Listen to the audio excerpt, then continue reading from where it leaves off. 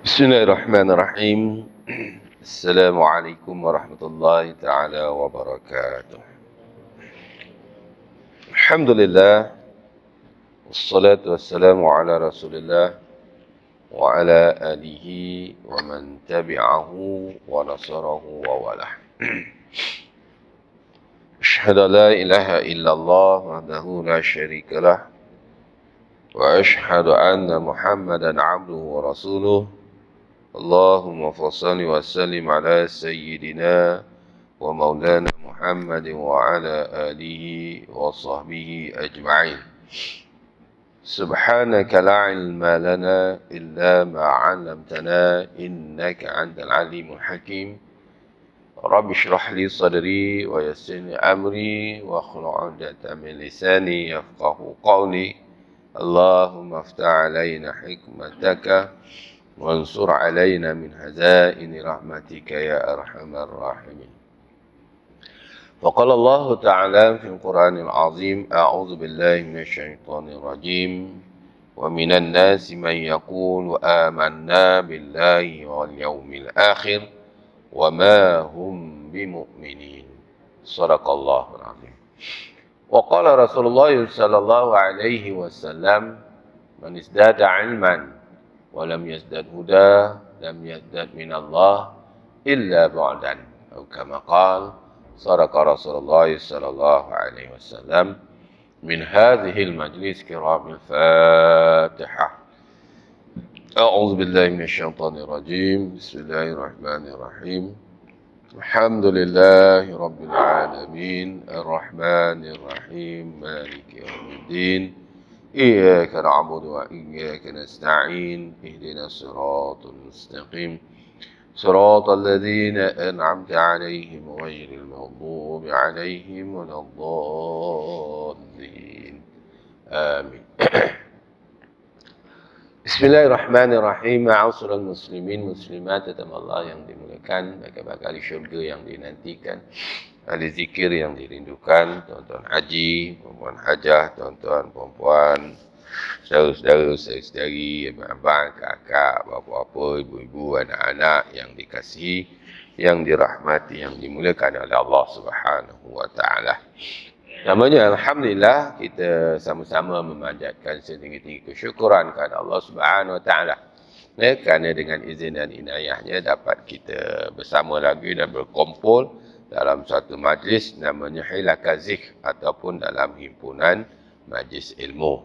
Nabi kata la yaqudu qaum yazkurunallah illa khaffathumul malaikah wa ghasyiyahumur rahmah wa nazalat alaihimus sakinah wa zakarallahu fima indahu aw kama qala. Nabi kata apa, tidak berhimpun satu kaum dalam satu perkara lalu yazkurunallah, lalu mereka itu mengingat ataupun membesarkan Allah, mengambil jalan untuk mencari redha Allah Ta'ala, kemudian memuliakan Rasulullah sallallahu alaihi wasallam kerana mengasihi Rasulullah sallallahu alaihi wasallam, mencintai kebaikan, membenci dan juga tidak suka akan keburukan, dan sentiasa mengajak manusia supaya kembali taat dan melakukan perintah Allah SWT, di samping menyuruh manusia meninggalkan larangan ataupun perkara yang dibenci oleh Allah SWT. Itu adalah salah satu daripada Hilaqah Zikr. Maknanya kita dalam bentuk jama'i untuk kita mendapat keredaan Allah Ta'ala. Illa khaffathumul malaikah, maka kita duduk itu akan mendapat bonus daripada Allah Subhanahu Wa Ta'ala, yang mana malaikat akan memenuhi ruang-ruang yang ada pada ruang yang kosong di kalangan kita, dalam himpunan tersebut. Malaikat penuh, wa ghasyiyahumur rahmah, dan majlis itu ataupun himpunan itu akan diberikan keberkatan dan rahmat oleh Allah Subhanahu wa taala. Wa nazalat alaihimus sakinah, lalu diberikan ketenangan dalam hati jiwa supaya kita ini sentiasa berada dalam jalan yang lurus yang kita sebut 13 kali, ihdinas siratal mustaqim. Kemudian apa lagi? Kemudian wa zakarallahu fi ma indah. Sesungguhnya Allah akan sentiasa menyebut-nyebut kita, akan sentiasa mengulang-ulang nama kita di kalangan para malaikat. Itulah keantara kelebihan kita berada dalam majlis ini. Lebih-lebih lagi pada penghujung daripada bulan Jamadil Akhir. Hari ini dah masuk 21 Jamadil Akhir. Countdown kita untuk sampai ke Ramadan lebih kurang 69 hari. 69 hari lagi untuk kita sampai kepada Ramadan. Allahumma balighna fi syahri Ramadan. Ya Allah, berilah peluang dan kesempatan untuk kami semua bertemu dengan Ramadan Al-Mubarak, insya-Allah. Dah tak lama lagi dah tuan-tuan. Dah tak lama lagi kita nak menyambut Ramadan. Rindu kita dengan Ramadan tuan-tuan. Kejam celik dah nak Ramadan dah, insya-Allah. Baik. Ma'asyiral muslimin muslimat tetamu Allah yang dimuliakan, alhamdulillah kita sambung lagi pembicaraan kita dalam bicarakan 50 tanda-tanda orang munafik menurut Al-Quran dan Al-Hadis. Walaupun telah dinyatakan dalam hadis riwayat Muslim bahawa ayatul munafik iaitu tanda yang besar bagi orang yang digelarkan oleh Rasulullah sallallahu alaihi wasallam, iaitu orang yang munafiqun, yang mana Allah Taala mengakamkan dalam surah namanya Al-Munafiqun, dan di antaranya ayat-ayat yang terlain daripada surah Al-Munafiqun itu Allah Taala mengatakan innal munafiqina fi darki asfali minan nar. Sesungguhnya orang yang ada sifat dan ciri-ciri munafik itu tempat mereka di akhirat besok tidak ada keselesaan. Malah dia lebih teruk daripada golongan kufar. Golongan-golongan orang yang tidak beriman kepada Allah. Kenapa? Tempat orang yang munafik itu iaitu orang fi asfali minan nar, neraka yang paling bawah. Wa quduhan nas wal hijarah, dan dia itu akan jadi bahan bakar, asas untuk menyalakan api neraka. Wa quduhan nas wal hijarah, yang mana bahan bakarnya itu di kalangan manusia yang golongan munafik dan juga batu berhala. Kalau hari ini kita melihat berhala-berhala yang disembah oleh orang-orang musyrikin, yang dibuat mega, yang dibuat gah dan sebagainya, itu akan jadi bahan bakar, menyebabkan api neraka menyala menjolak-jolak. Termasuklah kita sekiranya kita bersifat dengan sifat kemunafikan. Kalau kita ada sifat munafik, maka kitalah akan jadi bahan bakar. Tuan-tuan, kita jadi bangsanya, kita jadi gasnya, kita jadi kayu apinya.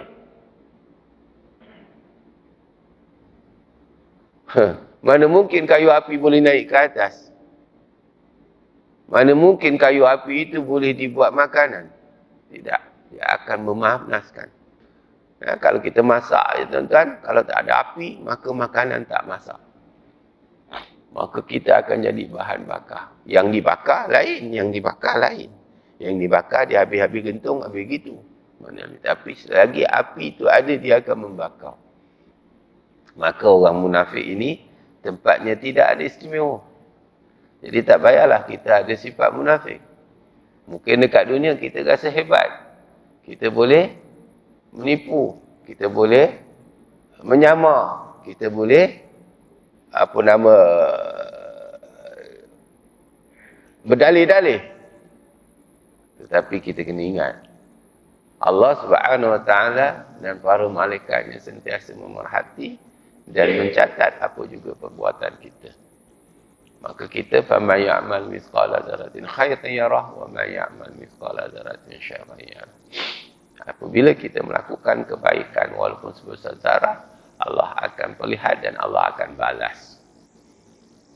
Dan sekata apa juga perkara kejahatan yang kita lakukan walaupun sebesar zarah, Allah akan perlihat dan juga Allah akan balas. Jadi kita mungkin tak kenal. Sebab itu Nabi ada seorang sahabat namanya Huzaifah Al-Yamani. Ya, Huzaifah Al-Yamani. Dia seorang sahabat namanya diberikan dua gelaran. Diberi gelaran Sirrus Sahabah. Ya, iaitu dua orang sahabat yang diberi oleh Nabi kepercayaan untuk menjaga rahsia Nabi SAW. Satu, Ibnu Mas'ud.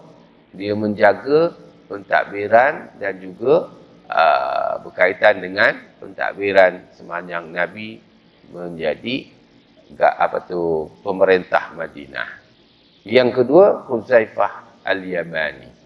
Nah, ini dua orang sahabat yang memang pecah di perut, tak pernah pecah di mulut.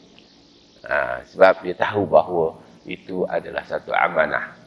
Dia tak pernah menceritakan apa juga sesuatu rahsia yang Nabi suruh rahsia yang dia tidak menyampaikan kepada orang lain ataupun membuka rahsia tersebut. Salah seorangnya ialah Huzaifah Al-Yamani, yang mana dia antara orang yang memegang senarai golongan munafik zaman Rasulullah sallallahu alaihi wasallam. Bayangkan tuan-tuan, Rasulullah pun ada sekretari dia ataupun setiausaha sulit dia untuk nak mengenal pasti siapakah kalangan orang di Madinah ketika itu yang ada dan mempunyai ciri-ciri kemunafikan. Nak cerita munafik ni bukan zaman kita, zaman Rasulullah dah ada. Kalau zaman Rasulullah dah ada orang munafik, apatah lagi kita zaman kita. Mungkin lagi ramai, mungkin bersepah. Cuma kita tak dapat kenal dan kita tak dapat tahu. Tak apalah. Nak macam mana? Kita bukan orang yang diberi amanah untuk kita nak tahu siapa dia munafik atau tidak. Cuma kita diberi peringatan oleh Allah SWT melalui Rasulnya, melalui Al-Quran, bahawa hati-hati. Kita tak tahu orang munafik, tak apa. Jangan kita jadi orang munafik. That's it. Maka kita kena jaga bagaimana sifat-sifat ini jangan ada pada diri kita. Ya. Kalau dalam dalam hadis Nabi SAW, ya, riwayat Muslim dia kata ayatul munafik salasun. Ya, ada 3 ciri-ciri orang munafik, itu kata Nabi. Apa yang pertama, iza hadatsa kadzab. Apabila dia berbicara banyak bohong dari betul. Ingat, berbohong ni sedap tuan-tuan.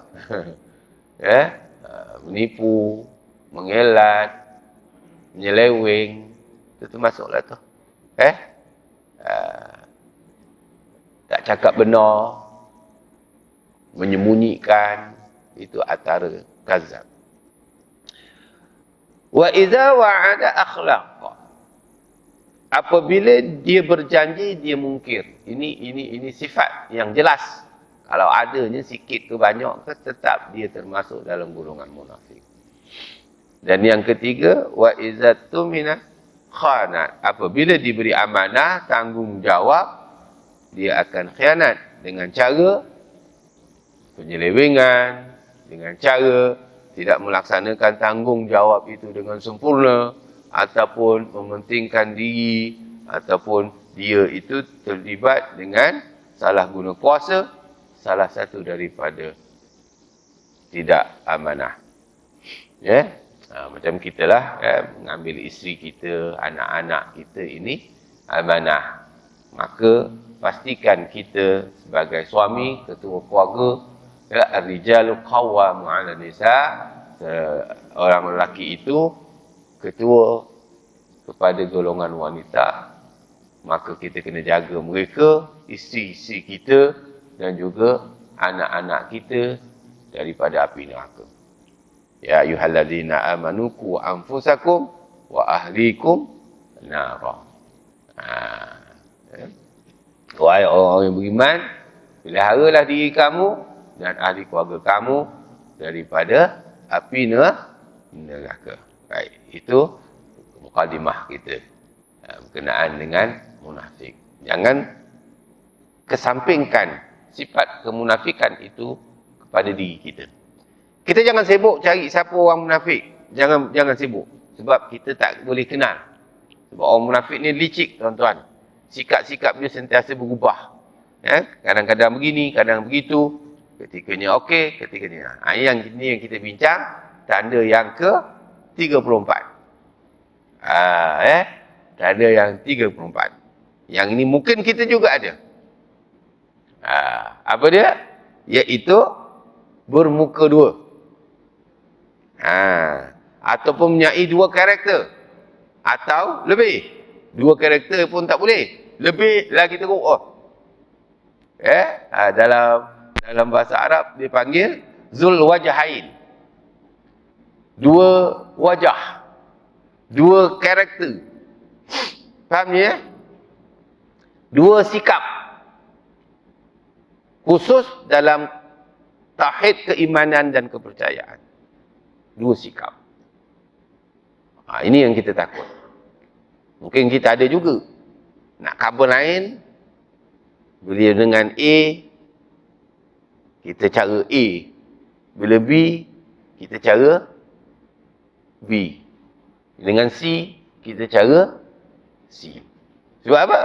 Sebab kita mungkin nak ramai kawan, mungkin nak pengaruh, mungkin nak kekuatan, mungkin nak dapat keuntungan. Banyak cara je. Ini sifat-sifat yang ada sepatutnya kita cuba elak. Kerana ianya itu Zul Wajahain, ini dua wajah itu ataupun dua karakter atau lebih daripada karakter itu adalah menunjukkan ciri-ciri kemunafikan. Bermuka-muka lah orang kata senang. Orang Melayu panggil apa? Muka-muka. Talam dua muka. Jadi, talam dua muka ke talam 3 layer? Dia macam-macam sekarang. Layer lah, muka-muka lah. Talam dua muka. Atas hijau, bawah putih. Itu Sri Muka itu Sri Muka lah. Itu Sri Muka kan. Yang atas hijau, bawah dia pulut. Itu kuih tak apa tuan. Kuih tak apa. Jadi orang confuse dia. Ini kuih ke pulut? Tapi potong-potong makannya lah. Faham tak ni? Ni orang kata talam dua muka. Kalau bahasa istilah talam dua muka ni orang cikgu-cikgu bahasa sastra ataupun bahasa Malaysia dia boleh jelaskan saya. Talam, dulang dua muka. Dulang ni dia kalau bagus ni untuk satu tu untuk nak isi juadah Orang dulu kan kalau makan dia bubuh talam kan. Talam. Talam ni boleh buat dua function. Satu boleh bawa buat buat Allahumma salli Muhammad untuk isi juadah. Satu lagi boleh buat untuk buat roti canai. Betul? Umar Haji. Tebo tak pandai, lepek-lepek dekat dulang, dia tarik buat roti canai. Betul? Maknanya dua function lah. Itu tak apa guna, tapi istilahnya tak baik. Tak baik.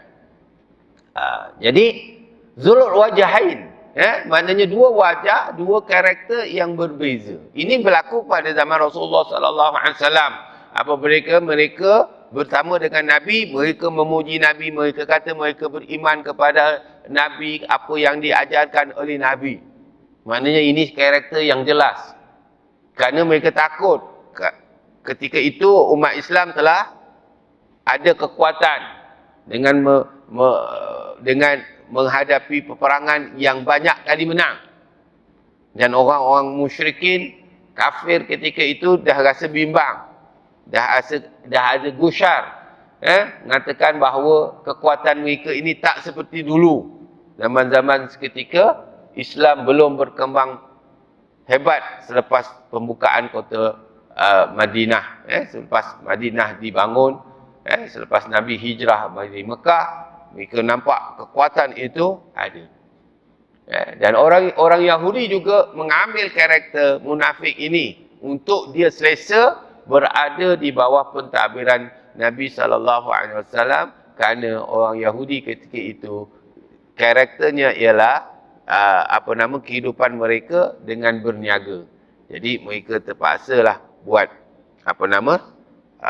buat helah supaya dia boleh duduk di bawah pentadbiran Islam tanpa terganggu, asalkan perniagaan mereka tidak terjejas. Itu karakter bagi orang Yahudi.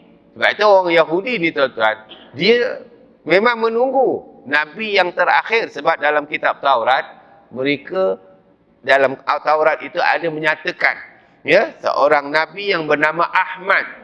Dalam kitab tu ada tulis Ahmad.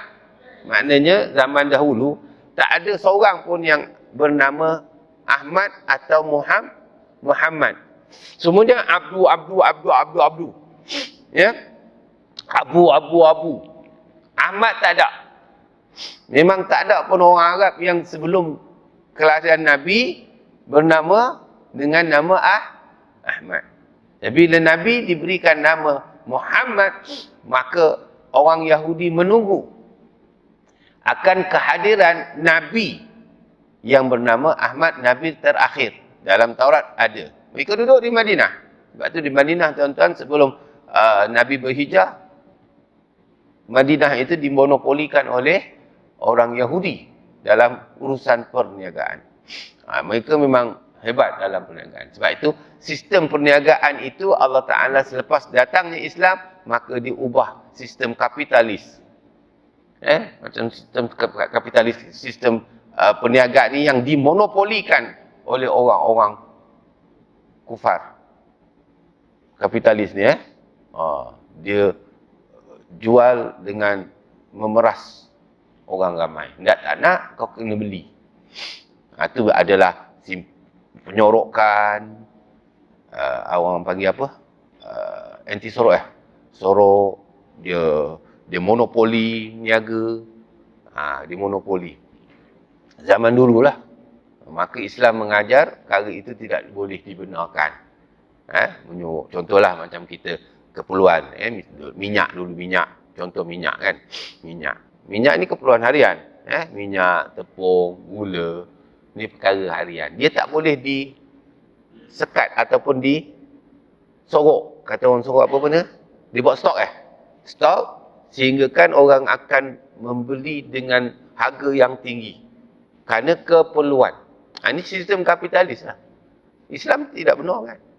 Tapi, ialah undang-undang sekarang ni, undang-undang peniaga, siapa yang boleh kawal benda macam tu? Patut pihak berkuasa berkawal benda ni. Dia ada kuasa. Sebab kita sebagai pengguna ni tuan-tuan, kuasa kita adalah kuasa membeli. Benda tak ada, kita susah lah. Kan? Tapi pihak berkuasa sepatutnya melihat, jangan ada gedung-gedung untuk menyimpan. Maka dia akan tekan pemerintah ataupun pentadbir supaya menaikkan harga.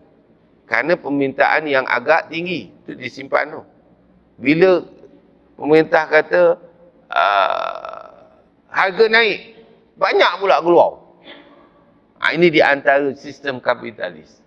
Tuan jadi kalau tuan-tuan berniaga, tuan-tuan, tolonglah jangan buat begini. Itu perkara yang dilarang dalam Islam.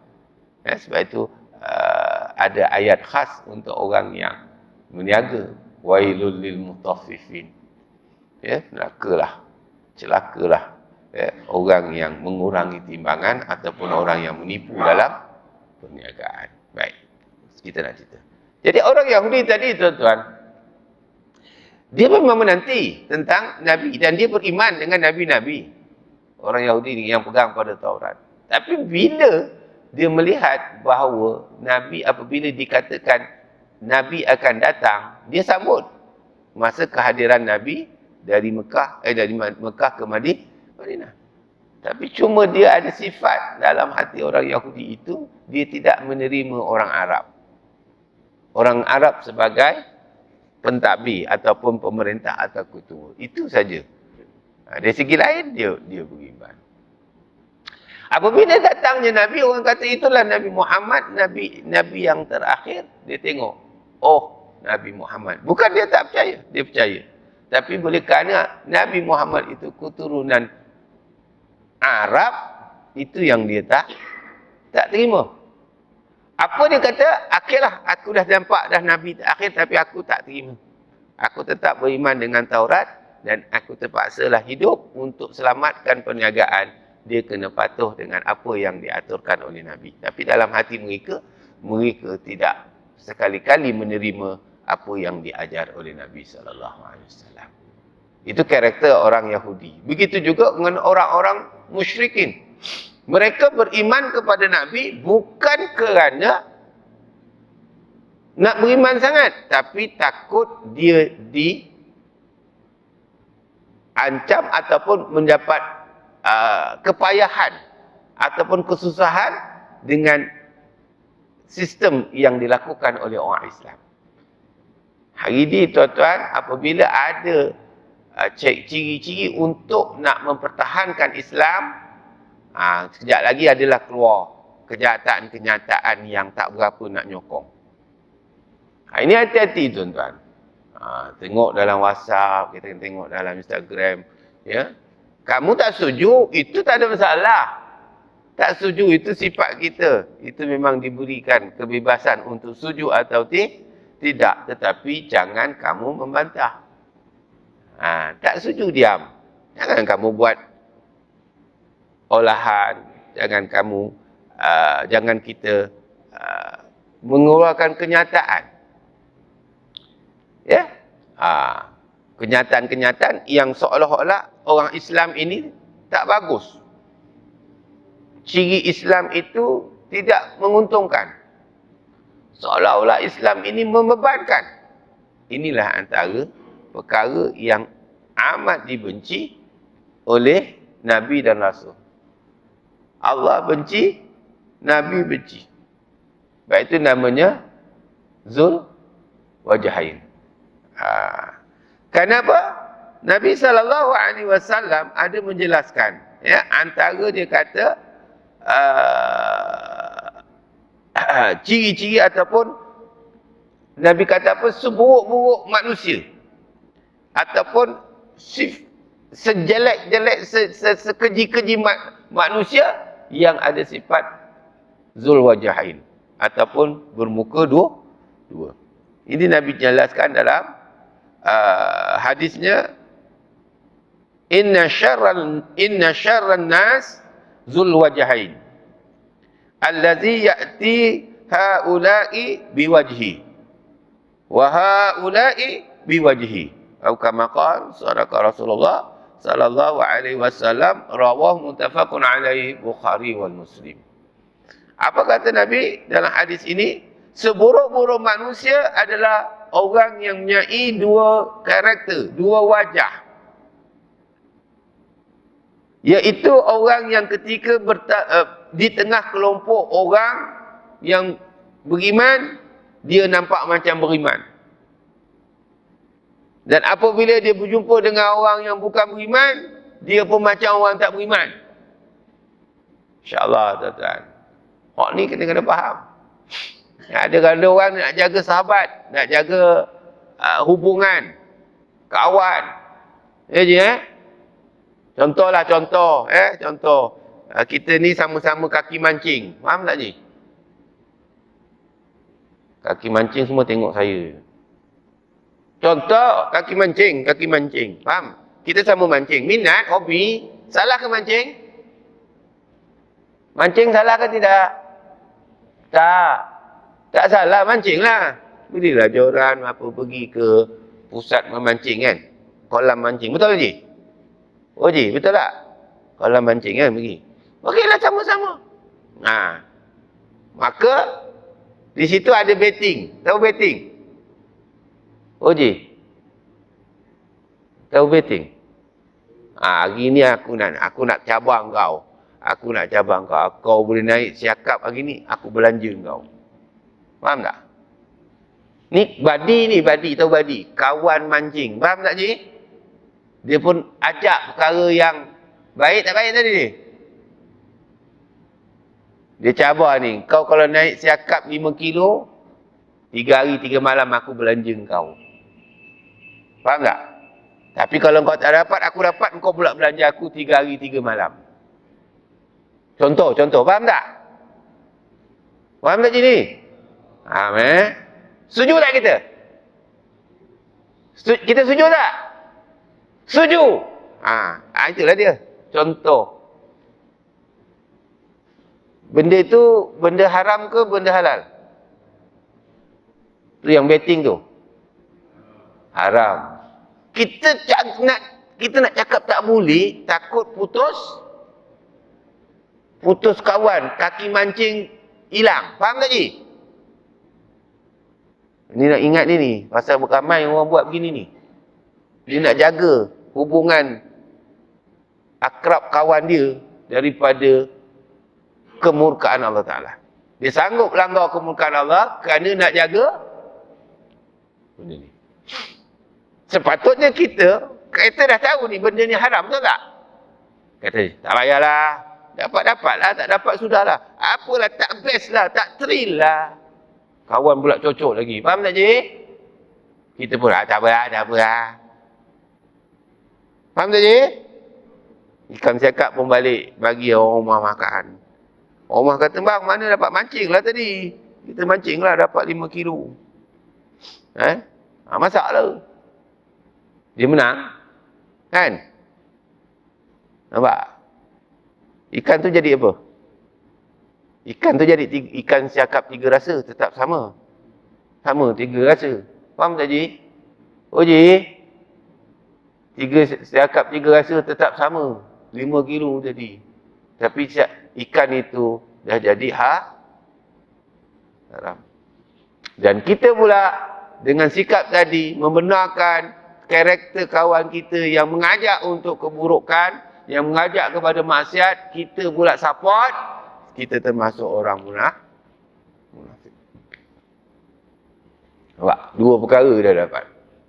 Satu, makanan tadi jadi judi haram. Walaupun ikan tu halal, tapi ciri itu haram. Sebab ada perjudian.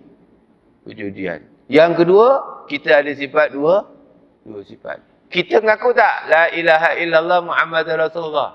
Ati Allah wa ati Rasul. Betul tak? Kita kena ittaqullah. Kena jaga agama. Kena jaga sikah. Kena jaga Islam. Betul? Betul ke tidak? Kita mengaku tak? Ngaku. Tapi kenapa kita orang ajak untuk melakukan mungkar? Kerana nak jaga teman kawan baik, kita setuju dengan perkara mungkar. Kita juga main game. Saya main badminton, tuan-tuan. Kadang-kadang, Ustaz, 100 plus. Apa salah? Saya kata. Dia tahu kita Ustaz, pun dia sudi juga. Ustaz, kita main 100 plus. Apa salah main 100 plus? Main je lah. Maknanya, siapa menang, dia dapat 100 plus. 100 plus, RM2 je bang. Dia bukan masalah RM2. Ciri tu.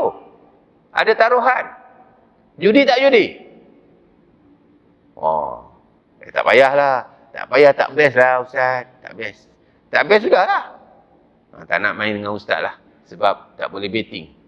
Tak main sudah lah. Kita main dengan orang yang lain. Apa masalah dah. Itu tujuan kita nak riadah. Bukan kita nak jual agama kita. Ni ramai. Main futsal. Faham tak, Ji? Main takraw. Bukan salah main takraw benda tu. Tapi bila ada unsur, kita kena cakap. Tak boleh. Saya tak nak. Kau nak betting, kau punya pasal. Tapi saya tak nak. Itu dia tak nak main dengan kita. Tak nak main dengan kita, sudahlah. Faham tak, Ji? Saya tak rugi.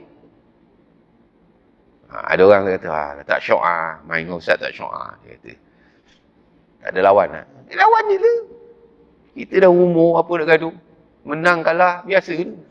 Asyik nak menang je, apa terror sangat kau. Kan? Asyik nak menang je. Supaya jangan bayar kan. Supaya orang, dah kena kencing manis. Asyik mana 100 plus je. Apa dan muka. Dah dapat percuma, Allah Ta'ala bagi kat situ.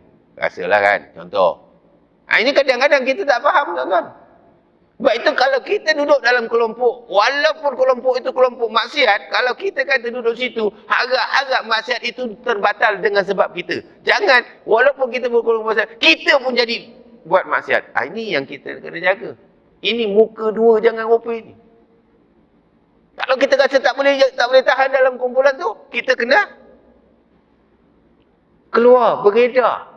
Tak dapat kawan rupa itu pun tak apa. Sebab kita ada kawan lain dekat masjid. Betul tuan? Oh tuan. Tuan tak dapat dekat luar tu kawan-kawan yang macam-macam bentuk. Dekat sini ramai. Betul tak Ji? Tak adanya kita keseorangan. Jangan rasa. Cuma kita rasa, alamak, kurang lah. Itu nama hubujah. Inginkan kemegahan. Sebab tu hati-hati tuan-tuan. Kita ramai kawan-kawan rupa itu. Allahu Akbar. Dia nak dapat pengaruh, dia dapatkan sokongan. Tuan-tuan, ini masalah. Kita kena ada istiqamah, ada pendirian. Sebab itu Allah Subhanahu wa taala berfirman dalam surah Al-Baqarah ayat 14. A'udzubillahi minasyaitonir rajim. Wa idza laqul ladzina amanu qalu amanna. Wa idza khalau ila syayatinihim qalu inna ma'akum innama nahnu mustahzi'un. Sadaqallahul azim. Yang bermaksud, apabila mereka berjumpa dengan orang-orang yang beriman, mereka mengatakan, kami telah beriman. Ini sifat orang munafik. Boleh campur dengan orang alim, jadi alim dia. Campur dengan orang masjid, jadi baiknya. Tak pernah sembahyang sunat pun sembahyang sunat. Ini ini karakter-karakter yang perlu kita kena betulkan. Jadikan daimun. Amalan kita itu jangan kerana environment. Betul. Suasana itu membantu untuk kita beribadah. Tapi jangan kuat beribadah kerana keadaan. Jadilah kita beribadah ni kerana mukhlisin alahuddin. Itu nak jadikan. Ini kita takut. Maaf saya cakap. Tuan-tuan, kita ni pun ada karakter tu. Bila datang masjid, sembahyang sunat, alhamdulillah tak tinggal. Kita datang masjid, sembahyang sunat, alhamdulillah tak tinggal. Bila kita sembahyang kat rumah, alhamdulillah tinggal sembahyang sunat. Kenapa kita ada dua karakter macam tu? Adakah sembahyang sunat ni memang di masjid? Tak, kalau ikut aula, sembahyang sunat itu aula di rumah. Tapi kita terbalik. Bukan makna kita sembahyang di masjid, sembahyang sunat di masjid tak bagus. Tidak, saya tak sebut begitu. Kalau kita malam datang ke masjid, masuk, kita buat tahiyatul masjid, buat qabliyah, buat ba'diyah, rawatib dan sebagainya, rajin. Sepatutnya kita ajak diri kita rajin juga bila kita berada di rumah. Kebanyakanlah bila kita perhati, bila datang dalam masjid, dia rajin tak? Tambahan sembahyang sunat tu baguslah. Tapi kat rumah tak ada. Maaf cakap je. Betul ni? Sebab itu bila orang yang macam ni digalakkan kerap datang ke masjid untuk dia melazimkan tambahan sembahyang tatawuk, nawafil tadi, sembahyang sunat, supaya menjadi kelaziman apabila di luar daripada masjid atau surau. Itu dia punya, kita nak ambil roh supaya rajin ke masjid dan ada galakan-galakan Nabi, galakan-galakan Islam untuk kita buat lebih. Sepatutnya di rumah kita lebih lagi buat amalan sunat. Sebab tempatnya tempat kita yang selesa, kita yang menyusun masa untuk kita. Betul tak? Sepatutnya. Tapi tak berlaku begitu. Kenapa? Mungkin ada zul wajahain. Mungkin dalam sifat diri kita ada sifat dua karakter tadi. Faham je? Ini kita nak kena faham. Saya bukan nak cakap orang kat rumah tak sembahyang sunat, tak kisahlah dia tak nak. Tapi kenapa boleh tak jadi? Kalau kita benar beriman, tak kira kat mana pun. Betul tak, Ji? Dekat mana pun. Ya?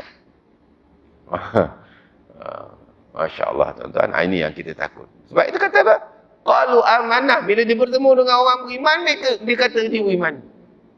Wa iza khalau ila syayatinihim, dan apabila mereka kembali kepada syaitan-syaitan, yang ini orang yang melakukan kemungkaran ataupun orang yang melakukan kejahatan, mereka mengatakan, sesungguhnya kami tetap bersama kamu. Kami hanya mempermainkan mereka. Apabila mereka berjumpa dengan puak-puak yang suka dengan maksiat, dia pun, kami dengan kau kau selalu dengan ustaz. Ustaz aku dengar ceramah je. Dengan kau okey juga. Kita masih geng kan? Sebab itu kita tak boleh dapat kejayaan tuan-tuan, sebab kita karakter kita tak tetap. Tuan-tuan jangan malu untuk mempertahankan hak kita sebagai seorang muslim. Jangan duk. Biarlah dengan cara dia, kita tetap dengan cara kita sebagai muslim. Jangan terkesan dengan kaedah-kaedah yang boleh mendatangkan kita merosakkan akidah kita. Ini yang kita takut. Boleh faham kan ini kita cuba usahalah. Kadang-kadang kita ni bila dengan orang lain, kadang-kadang orang lain pun lebih baik walaupun orang tu dia belum dapat hidayah, belum Islam, tapi kadang-kadang dia menghormati Islam. Kenapa? Kerana dia tahu orang Islam tu baik. Islam itu baik. Tapi mereka belum dapat hidayah sebab karakter kita sebagai orang Islam tidak mencerminkan sebagai Islam. Kadang-kadang kita yang kuat menipu. Kadang-kadang kita yang menyeleweng. Kadang-kadang kita yang lebih jahat daripada dia. Dia pun confused. Ada yang kata, you Melayu. Kenapa? Kau tak pergi semayang ke? Semayang Jumaat. Kita, dia tanya kita tak pergi semayang Jumaat. Kita kerja kan? Sama kerja campur dengan orang bukan Islam. Ya kan? Kan hari Jumaat, patut kita sibuk nak pergi semayang Jumaat. Dan kita tengok, kita pula lebih tidur daripada dia. Setengahnya. Sebab tu saya respect orang Bangla tu kan. Minta maaf saya cakap. Saya respect orang Bangla daripada orang Melayu. Ni orang nak marah-marah ni, siap rakam ni. Saya tak tahulah. Saya bukan respect bangsa dia. Saya respect dia jaga agama dia.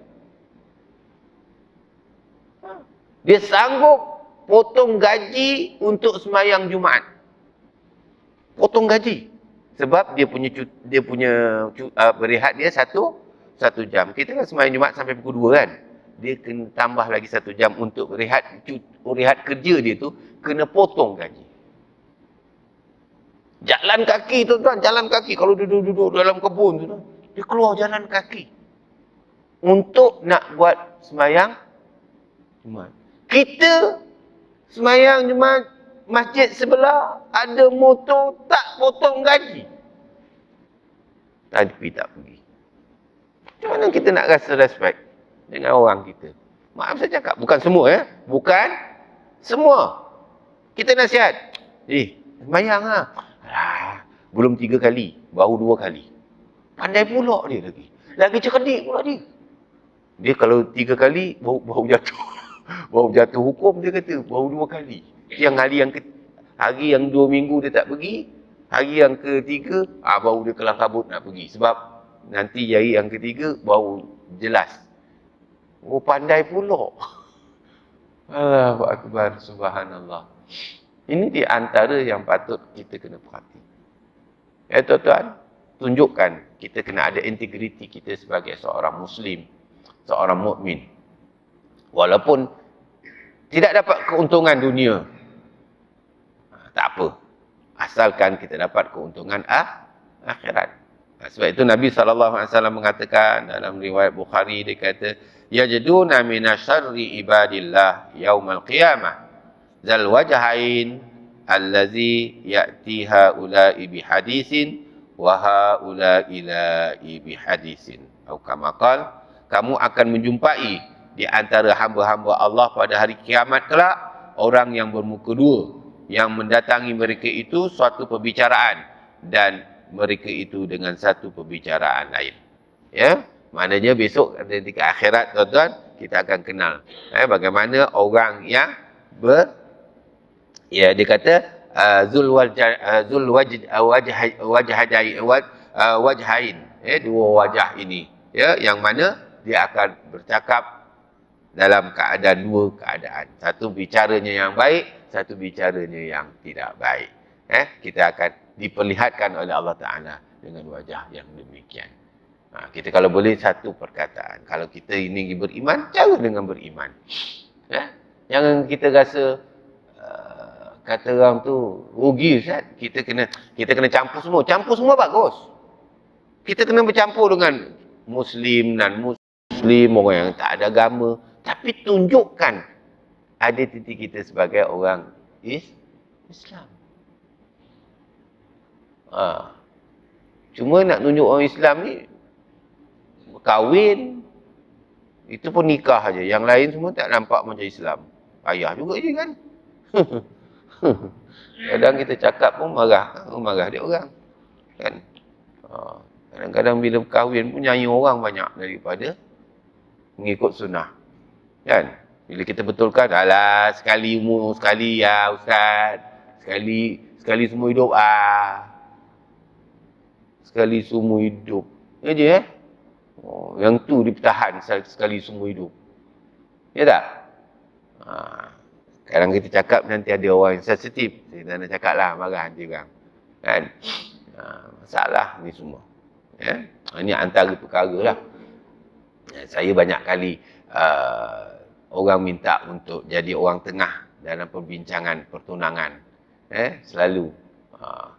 Yang saya selalu diajukan soalan, ginilah nak tanyalah, tuan, dia kata, sekiranya dah janji dah semua sepakat dengan berapa mas kahwin ni, apa benda-benda lebih kurang itu kan, Melayu kan. Dia ada soalan lagi, dia kata, sekiranya, dia cakap, sekiranya, kalaulah, ialah mungkin ni mereka ni budak-budak muda, dia kata, kadang-kadang tak panjang dia punya, ikatan dia. Betul ya? Apa bahasa dia macam mana tu?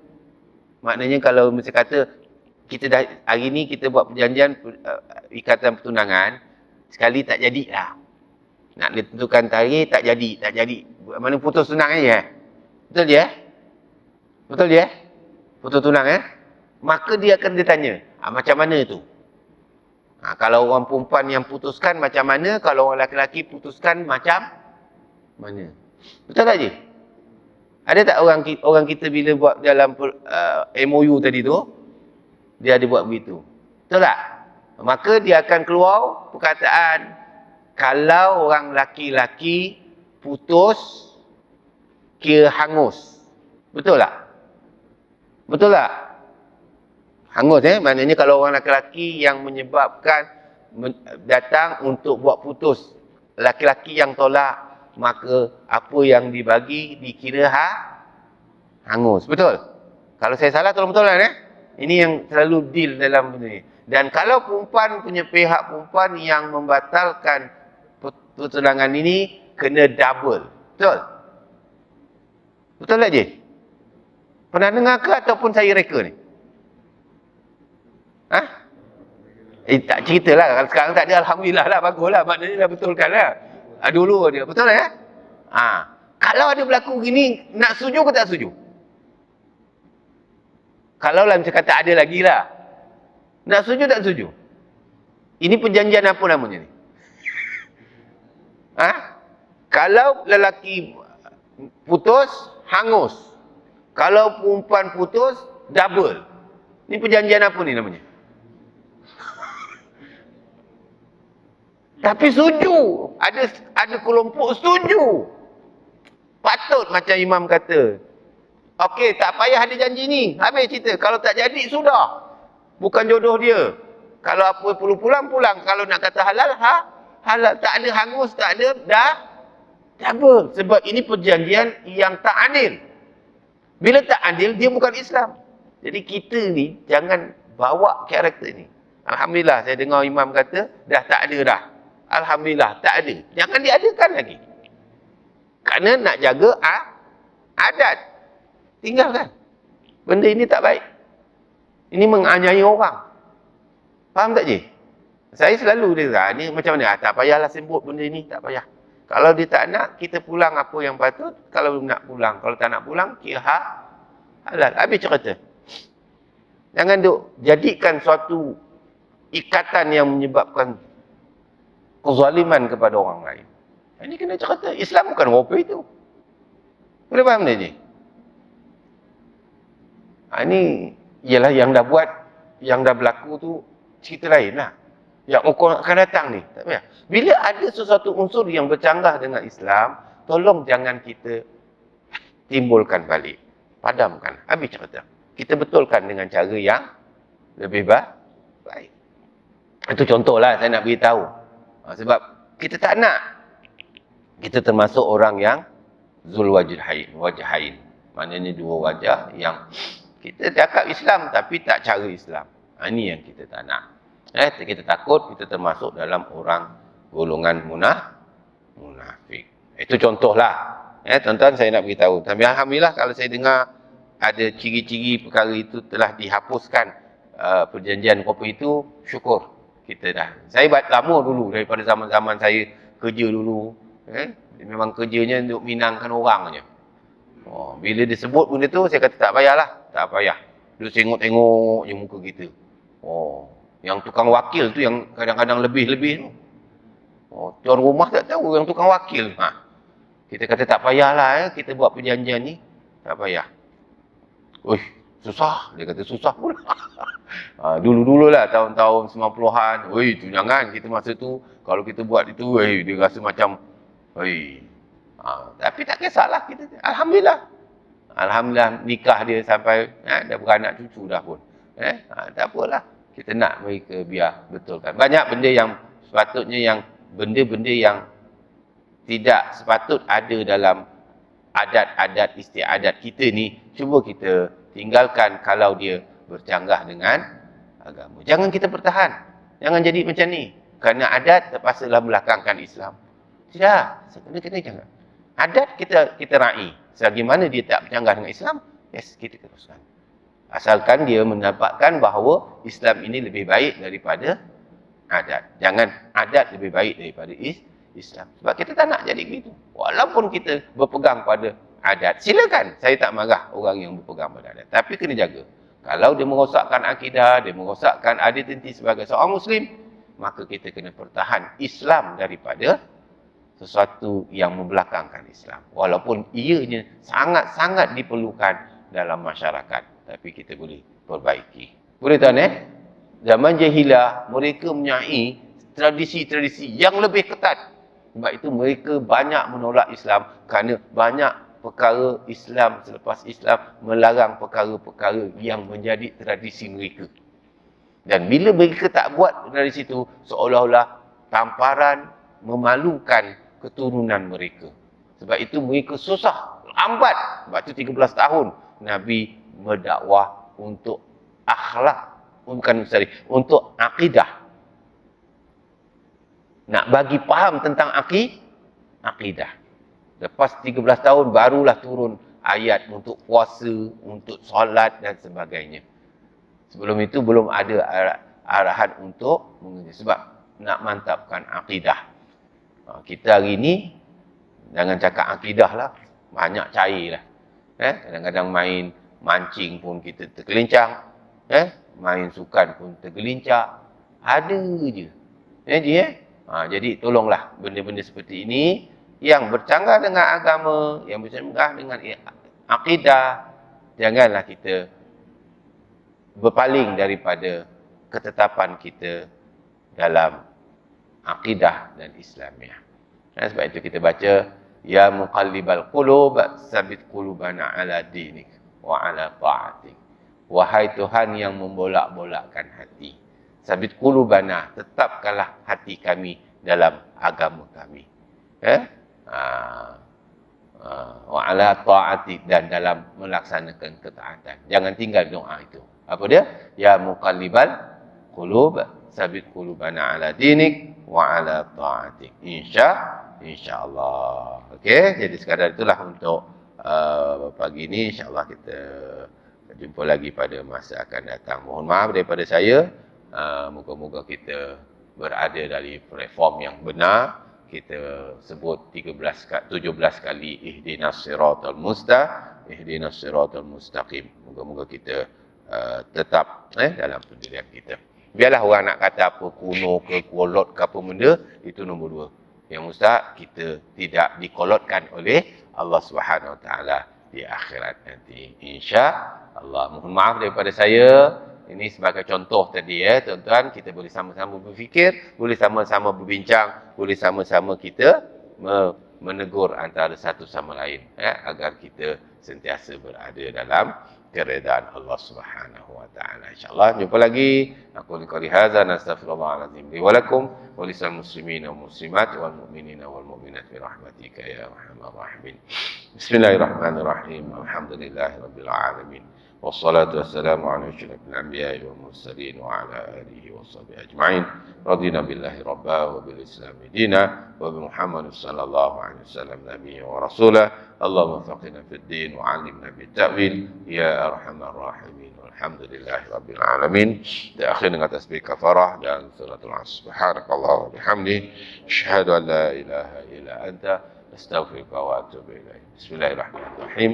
والعصر إن الإنسان لفي خسر إلا الذين آمنوا وعملوا الصالحات وتواصوا بالحق وتواصوا بالصبر وبالله التوفيق. السلام عليكم ورحمة الله تعالى وبركاته. والله